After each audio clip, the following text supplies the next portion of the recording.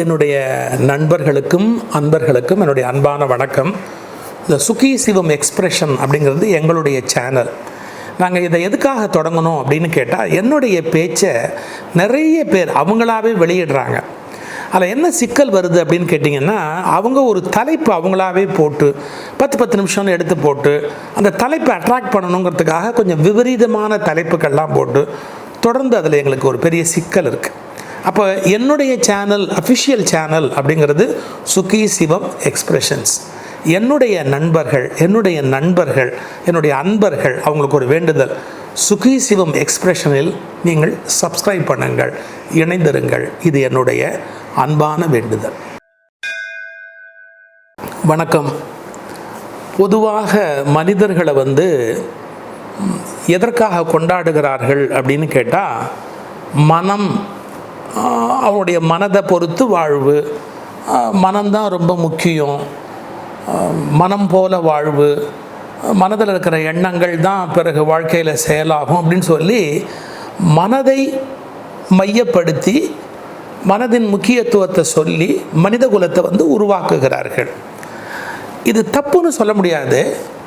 ஆனால் எல்லா காலகட்டத்திலும் மனம் உங்களுக்கு உதவியாக இருக்கும்னு சொல்ல முடியாது. மனம்ங்கிறது என்ன தெரியுங்களா? உண்மையில் எண்ணங்களின் குவியல், சேகரிக்கப்பட்ட எண்ணங்கள். எப்படி சேகரிக்கப்பட்ட எண்ணங்கள். அதுக்கு இப்போ சின்ன வயசுலேருந்து சில விஷயம் சொல்லியிருப்பாங்க. அதை மனம்னு ஒன்று உள்ளேருந்து வாங்கிக்கும். இது சரியா தப்பா, இதில் ஏதாவது பிழை இருக்கா, இது மாறி இருக்கா, அதெல்லாம் அதுக்கு தெரியாது. அதுக்கு யாரோ எப்போ சொல்லி கொடுத்தது உள்ளே போய் மனமாக மாறி இருக்கும்.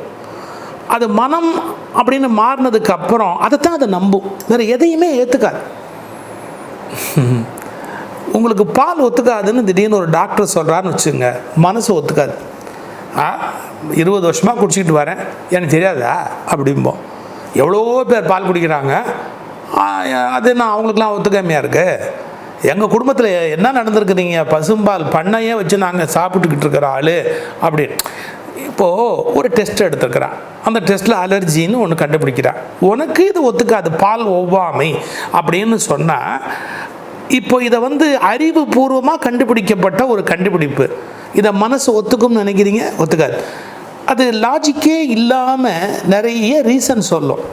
பழைய ஒரு முல்லா நசுரத்தின் கதை ஒன்றுங்க, ரொம்ப அருமையான ஒரு கதை.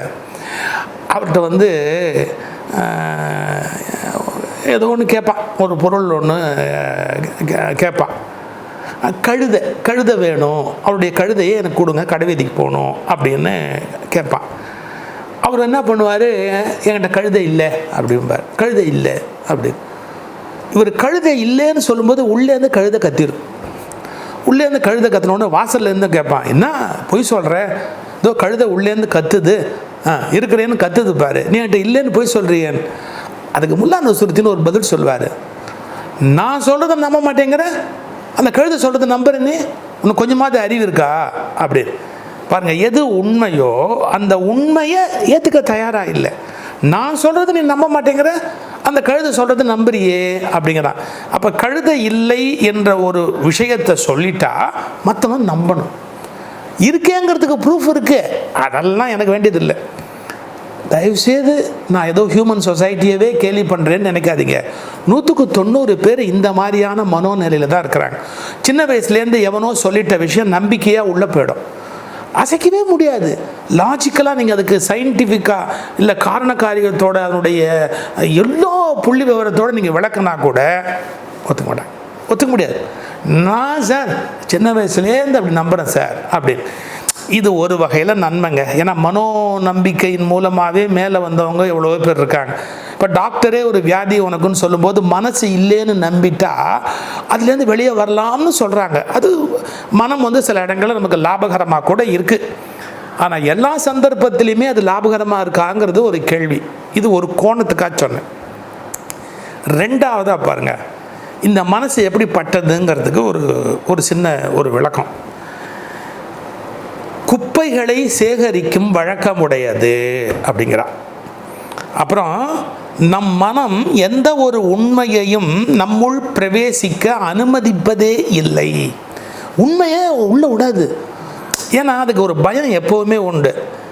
இப்போ நாம் இந்த உண்மையை உள்ளே விட்டுட்டோம்னு சொன்னால் நாம் இவ்வளோ நாள் நம்புகிற விஷயமெல்லாம் பொய்ன்னு ஆகி போயிடுமே.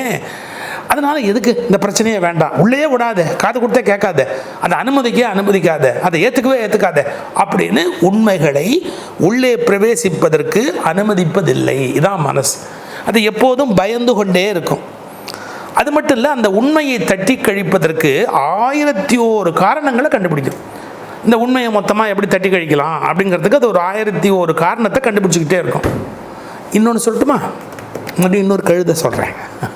இன்னொரு கழுதை, அதாவது இப்போ நாங்கள் சொற்பொழிவு பண்ணுறோம், எல்லா நேரமும் ஜனங்க ஆர்வமாக கேட்பாங்கன்னு சொல்ல முடியாது. சில சமயத்தில் எழுத்தாப்பில் உட்காந்துருப்பாங்க, ப்ராப்பர் லிசனிங் இருக்காது. அப்போ நாங்கள் ஏதாவது ஒரு சின்ன டெக்னிக் ஒன்று கையாளுவோம், எதையாவது ஒன்று தூக்கி அப்படி போடுவோம். உடனே எல்லோரும் என்னென்னு கவனிக்க ஆரம்பிப்பாங்க.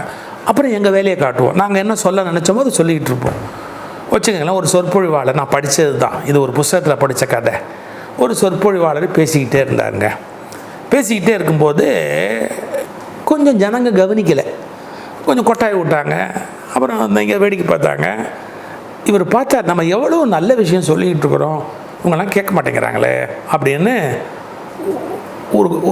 ஒரு பொய் சொன்னார். முந்தானத்துங்க நான் தெரு வழியாக வந்துக்கிட்டு இருந்தேன், ஏத்தாப்பில் ஒரு கழுதை வந்தது. என்ன ஆச்சரியம் பாருங்கள், அந்த கழுதை என்னை பார்த்து ஒரு கேள்வி கேட்டது பாருங்க அப்படின்ட்டு நிறுத்திட்டார். இப்போ கூட்டத்தில் இருந்த பல பேரும் டக்குன்னு அப்படி முன்னாடி வந்துட்டான். இவ்வளோ கவனிக்க ஆரம்பித்தான். இவர் அதை பற்றி ஒன்றுமே சொல்லலை, வேறு விஷயத்துக்கு போயிட்டார். இவர் என்ன பேசிக்கிட்டு இருந்தாரோ அந்த விஷயத்துக்கு போயிட்டார். வெவ்வேறு விஷயங்கள் சொல்லிக்கிட்டே இருந்தார். கூட்டத்தில் ஒருத்தன் கேட்டான், ஏங்க ஒரு 5 நிமிஷத்துக்கு முன்னாடி நீங்கள் தெரு வழியாக போகும்போது ஒரு கழுதையை பார்த்தேன்னு, அந்த கழுதை உங்களை ஏதோ கேள்வி கேட்டது, அந்த கழுதை ஏதோ உங்கள்கிட்ட சொல்லிச்சு அப்படின்னீங்களே, கழுதை என்னங்க சொல்லிச்சுன்னா, ஏய் நான் சொல்கிறத நீ கேட்க மாட்டேங்கிற, கழுதை என்ன சொல்லிச்சுட்டு இவ்வளோ கவலைப்படுறிய, நீ என்ன கழுதையா? நான் சொல்கிறத நீ கவனிக்க மாட்டேங்கிற, கழுதை என்ன சொல்லிச்சுன்னு என்ன கேட்குறியேன். இப்போ இந்த கதையில் கேட்குறவங்கள அவமானப்படுத்துகிற மாதிரி இருக்கும். தயவுசெய்து கவனிங்க. வேண்டாத விஷயத்தை தான் நம்மால் உள்ள வாங்குவாங்களே ஒழிய வேண்டிய முக்கியமான விஷயத்தை கவனிக்க மாட்டேங்கிறாங்க. ஏன்னா மனம், நான் இப்போ முதல்ல சொன்ன வார்த்தை இப்போ புரிஞ்சுக்கணும். நீங்கள் மனம் தேவையற்ற விஷயங்களையே வரவு வைக்க விரும்புகிறதே ஒழிய அது தேவையான விஷயங்களை வரவு வைக்காது. சம்பந்தம் இல்லாமல் சொல்லுவாங்க சில பேர், அந்த இடத்துக்கு அது முக்கியமே இல்லாமல் இருக்கும். ஒரு கருத்தை ஆரம்பித்தோம்னா, அன்றைக்கி ஏன் அந்த சிவப்பு வேஷ்டி கட்டிக்கிட்டு ஒருத்தர் வந்தார், வாயிலெல்லாம் வெத்தலைப்பாக்கு போட்டிருந்தார், அவர் கூட ஒருத்தன் ஓங்கி பலார்னு அவரை அடிச்சிட்டானே, இதெல்லாம் சம்மந்தம் இல்லாத விஷயம். அதெல்லாம் மெமரி உள் வாங்கி வச்சுருக்கோம். அவங்க சொன்ன ஒரு அருமையான கருத்து இருக்கும், அதை கவலையே பட மாட்டாங்க. அவங்க தண்ணீர் சேகரிப்பது எப்படி, மின்னலிலிருந்து மின்சாரம் தயாரிப்பது எப்படி, இப்படி தான் ஒன்று சொல்லியிருப்பாங்க. அது என்னமோ ஒன்று சொன்னார் சார், தேவையில்லாதவற்றை சேகரித்து வைத்திருக்கிறோம், தேவையானவற்றை சேகரிக்கவில்லை. காரணம், நீங்கள் மனம் என்பதை ஒரு குப்பை தொட்டியாக நாம் வைத்திருக்கிறோம் என்பதை கொஞ்சம் புரிஞ்சுக்கணும். அது தேவையில்லாத குப்பைகளை எல்லாம் சேகரித்து வச்சுக்கிட்டு உட்காந்துருக்கோம் அப்படிங்கிறத கண்டுபிடிச்சாதான் நம்ம மனசில் என்னென்ன குப்பை இருக்குன்னு கண்டுபிடிச்சி நம்ம மேலே வர முடியும். எல்லாரும் என்ன சொல்கிறாங்க, மனசு தான் நான் வளர்வதற்கு காரணம், மனசு தான் எனக்கு துணைன்னு. இது உண்மைதாங்க. இதை விட பெரிய உண்மையை இப்போ நீங்கள் புரிஞ்சுக்கணும். எல்லா நேரத்துலையும் மனமே உங்களுக்கு சப்போர்ட்டாக இருக்குன்னு சொல்ல முடியாது. நம்ம வீழ்ச்சிக்கு மனசு காரணமாக போயிடும். இதுதான் கொஞ்சம் கவனிக்க வேண்டிய விஷயம். ஒரு கதை, நான் தான் கதை சொல்லிகிட்டே இருப்பேனே, வேறு என்ன வேலை. ஒரு மகாராஜா தெருவை உலா வந்தார். அவர் அப்படி இப்படி சுற்றிட்டு இப்படி வரும்போது அரண்மனைக்குள்ளே நுழைய போகிறார். அரண்மனைக்குள்ளே நுழைய போகும்போது ஒரு ஏழை பிச்சைக்காரனை பார்த்துட்டார். மனசு கேட்கலை அவருக்கு. அது கட்டும் குளிர்காலம், கொடுமையான ஒரு குளிர்காலத்தில் ஒரு கிழிஞ்ச துணியோட, கொஞ்சோண்டு துணியோட ஒரு ஏழை பிச்சைக்காரனை பார்த்தோடனே மகாராஜா இறக்கப்பட்டு தேரை நிறுத்திட்டு கிட்டக்க கூப்பிட்டார். இது எவ்வளோ கடினமான குளிர்காலம், நீ எப்படி இத்தனோண்டு துணியை வச்சுக்கிட்டு இந்த குளிரை தாங்குற, உன்னால் எப்படி தாங்க முடியுது? அவன் சொன்னான், உண்மைதான், குளிர் ரொம்ப வாட்டுது, ஆனால் எனக்கு வேறு வழி இல்லை, நான் என்ன பண்ண முடியும்? எவ்வளவோ வருஷமாக குளிர்காலத்தை நான் பார்த்துட்டேன், ஆனால் என்னால் ஒன்றும் பண்ண முடியல, எனக்கு நல்ல துணி இல்லை, நான் கஷ்டப்படுறது தான். ஆனால் அதெல்லாம் பார்த்தாச்சு, சமாளிச்சாச்சு, காலத்தை ஓட்டியாச்சு. இன்னும் எவ்வளோ காலம் இருக்க போகிறோன்னு யாருக்கு தெரியும். கவலையே படாது. நான் மகாராஜா உன்னை இப்போ பார்த்துட்டேன், நீ ஒன்றும் கவலைப்படாது. இப்போ நான் என்ன பண்ணுறேன், அரண்மனைக்குள்ளே போகிறேன்.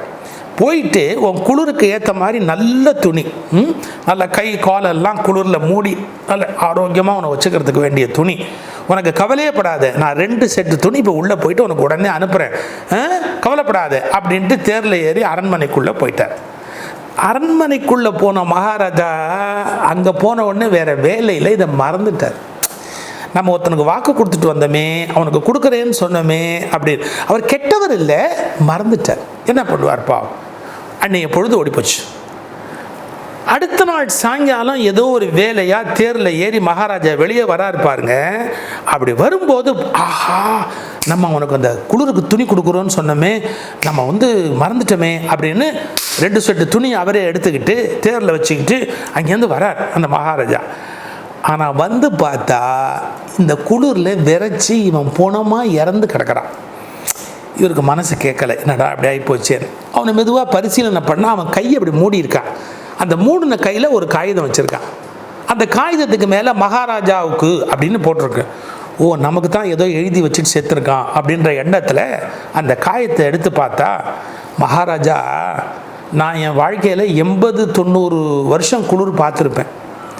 நான் எவ்வளவோ வருஷம் குளிர் பார்த்துருக்கேன்னே ஒழிய நான் குளிர்னால கஷ்டப்பட்டது கிடையாது. சில சிரமம் இருக்கும், ஆனால் குளிரில் வாழ முடியும், குளிரில் வாழ்ந்துட முடியும் அப்படின்னு எனக்கு ஒரு நம்பிக்கை இருந்தது. ஆனால் நேத்திக்கு நீங்கள் உள்ளே போகும்போது ரொம்ப குளிருது, உனக்கு நான் 2 செட்டு துணி தர்றேன்னு சொல்லிட்டீங்க பாருங்க. இது இப்போ வந்துடும், துணி வந்துடும், இந்த குளிருக்கு போட்டுட்டு சௌரியமாக படுத்து தூங்கலாம், நமக்கு இனிமேல் குளிர் தொந்தரவு பண்ணாதுன்னு எதிர்பார்த்து காத்திருந்தேன் பாருங்க. வரல. இத்தனை வருஷமாக என்னால் தாங்க முடிஞ்ச குளிரை இன்னைக்கு தாங்க முடியல. இந்த வார்த்தை ரொம்ப முக்கியம். இத்தனை வருஷமாக தாங்க முடிஞ்ச குளிரை இப்போ என்னால் தாங்க முடியல. ஏன்? எதிர்பார்த்துட்டு. எனக்கு துணி கிடைக்காது அப்படின்னு நினைச்ச வரைக்கும் இந்த குளிர் பெரிய விஷயமா தெரியல. இந்த துணி கிடைக்காதுன்ற வரைக்கும் உறுதியாக இருந்ததால் இந்த குளிரும் ஒரு பெரிய விஷயம் இல்லைன்னு நான் தெம்பாக இருந்துட்டேன். இப்போ கிடைக்குன்ற நம்பிக்கையில் நான் காத்திருந்தேன் பாருங்க. கிடைக்கல அப்படின்ற போது என்னால் இந்த குளிரை தாங்க முடியல. இதை நானாக செத்தேன்னு நீங்கள் எடுத்துக்க வேண்டாம், நீங்கள் என்னை கொன்னுட்டதாகவும் எடுத்துக்கலாம் அப்படின்னு ஒரு கடிதம் எழுதி வச்சுருந்தான். இது சாதாரண கதை இல்லைங்க. மனோபலம் உள்ளவர்களை கூட எதிர்பார்ப்பு கொன்று விடுகிறது. ஏன்? அது இல்லைன்னா வாழ்ந்துருவோம், ஆனால் அது கிடைச்சிருமோன்ற ஒரு எண்ணம் கிடைக்காம போயிட்டா நம்ம வாழ முடியாமல் போகுது. இது ஒரு பெரிய சீரியஸான பிரச்சனை. அதனால் உங்கள் மனசை கொஞ்சம் கவனமாக பாருங்கள். உங்கள் மனசு அறிவுபூர்வமான விஷயத்தை உள்ளே விடணும். அது தேவையற்ற குப்பைகளை சேகரித்து வைத்திருக்கிறது, இது முதல் ஆபத்து. அது உண்மையை கண்டு பயப்படுகிறது, இது 2வது ஆபத்து. நீங்கள் முற்றிலுமாக அதை நம்பி இருக்கிற போது கிடைக்காது என்ற நிலையில் உங்களால் தைரியமாக இருக்க முடியும். உங்கள் மனம் ஒன்றை எதிர்பார்த்து விட்டது என்றால் அது கிடைக்காத போது உங்கள் மனமே உங்களை கொன்று விடுகிறது. இதெல்லாம் நம்ம யோசிக்க வேண்டிய பெரிய விஷயம். அதனால் மனசை எவ்வளவு கொண்டாடுறோமோ அந்த அளவுக்கு அதை பரிசீலனையும் பண்ணணும், அதை கொஞ்சம் கண்காணிக்கணும். மனசில் கொஞ்சம் கவனமாக இருங்க. மனசிலாச்சா